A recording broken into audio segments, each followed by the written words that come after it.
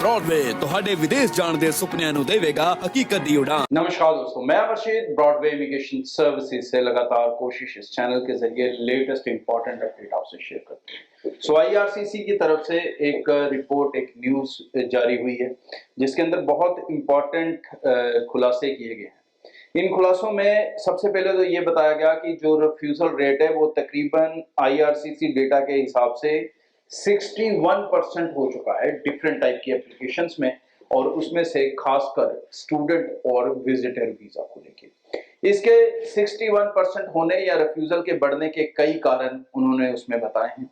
इसमें एक कारण सबसे बड़ा ये भी है कि जो कनाडा के नए रूल्स चेंज हुए हैं, उन रूल्स के चेंजेस के कारण भी वीजा ऑफिसर्स बहुत सारी मिस्टेक्स कर रहे हैं। कहीं ना कहीं वो लैक ऑफ इंफॉर्मेशन के कारण या लैक ऑफ असेसमेंट के कारण भी ये गलतियां हो रही हैं। दूसरा, उन्होंने बड़ा कारण ये भी बताया है कि यहाँ पर नॉर्मली जो ट्रैफिक रहता है एप्लीकेशंस का, वो 2 मिलियन के आसपास रहता है उनके पास।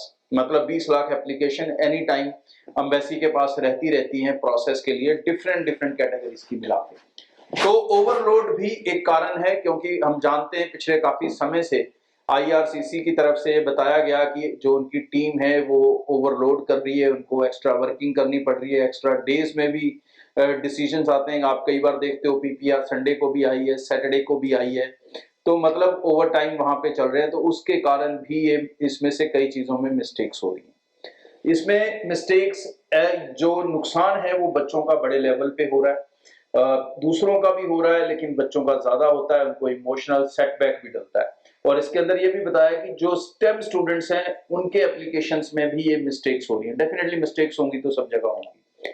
तो पहली चीज ये दोस्तों कि अगर आपका कनाडा का रिफ्यूजल आ रहा है तो उस रिफ्यूजल से एकदम घबराएं ना। अपनी फाइल को अच्छे से रीअसेस करें और रीअसेस करने के बाद उसको लॉन्च करें। लॉन्च करने के टाइम पे कुछ चीजों का खास ध्यान जरूर रखें कि आपका कोर्स जो है वो PGWP के फॉर्मेट पे आता हो, मतलब उसमें पोस्ट स्टडी वर्क वीजा आपको एलिजिबल हो। दूसरी चीज, आपका फाइनेंशियल पार्ट अच्छे से स्ट्रॉन्ग हो और अच्छे से मेंशन्ड हो। बहुत सारे लोग उसको एसओपी के अंदर मेंशन्ड नहीं कर रहे हैं डिटेल के अंदर, और डॉक्यूमेंट्स जो है अलग अलग जगह अपलोड कर देते हैं या साथ में कर देते हैं। तो भाई मिक्स करके मत करो चीजों को। जितना हाईलाइटेड रखोगे, सेपरेट रखोगे, उतना वीजा ऑफिसर का अच्छे से उसके ऊपर ध्यान जा पाएगा।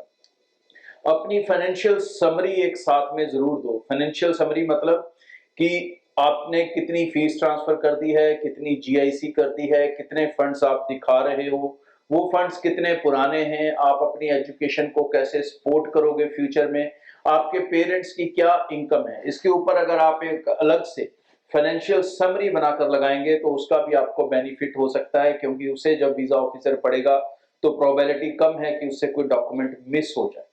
तो चीजों को हाईलाइट करना होगा, क्योंकि बंडल ऑफ इंफॉर्मेशन के फॉर्म्स भरे हो जाते हैं, एजुकेशन के, फाइनेंस के, दूसरे सब डॉक्यूमेंट्स हम लगाते हैं, तो उसमें से कोई ना कोई डॉक्यूमेंट कभी मिस भी हो सकता है। लेकिन अगर हमने एक फाइनेंशियल समरी एक पेज के अंदर डिफाइन की होगी तो वीजा ऑफिसर मेरे ख्याल से उसको थोड़ा ज्यादा हेल्प होगा उसमें डिसीजन लेने में, या डॉक्यूमेंट मिस ना हो, इसके ऊपर उसको काफी बेनिफिट हो सकता है। तो ये एक नया डॉक्यूमेंट साथ में जरूर ऐड कर लें जो आपको हेल्प आउट कर सकता है। और कनाडा के अंदर डेफिनेटली सेटबैक्स देखने वाले स्टूडेंट्स को मैं बता दूं कि स्टेम स्टूडेंट्स को सेटबैक देने का उनका मकसद बहुत कम है। तो जो student science, technology, engineering, mathematics background से हैं या ऐसे कोर्सेज में जा रहे हैं, वो बिल्कुल जल्दी हिम्मत ना हारें, लेकिन कोर्स सिलेक्शन में कोई कॉम्प्रोमाइज ना करें। कनाडा के अंदर ये आपको एक बड़ी प्रॉब्लम आएगी कि आपका एजुकेशन का जो कोर्स आपने ऑप्ट किया है वो एक बढ़िया कोर्स होना चाहिए, और उसको आप अच्छे से डिफेंसिवली एसओपी के अंदर मेंशन भी करो कि क्यों वो कोर्स लिया है, क्यों वो इंडिया में आपने नहीं किया। ये सब चीजों को आपको बहुत ध्यान देना होगा अगर आप चाहते हो कि कनाडा के अंदर आपको सक्सेस रेट मिल सके। आगे भी इस चैनल के जरिए रेगुलर अपडेट आपसे शेयर करता रहूंगा। सब्सक्राइब करके रखें, जुड़े रहें। Thank you. ब्रॉडवे ਤੁਹਾਡੇ ਵਿਦੇਸ਼ ਜਾਣ ਦੇ ਸੁਪਨਿਆਂ ਨੂੰ ਦੇਵੇਗਾ ਹਕੀਕਤ ਦੀ उड़ान।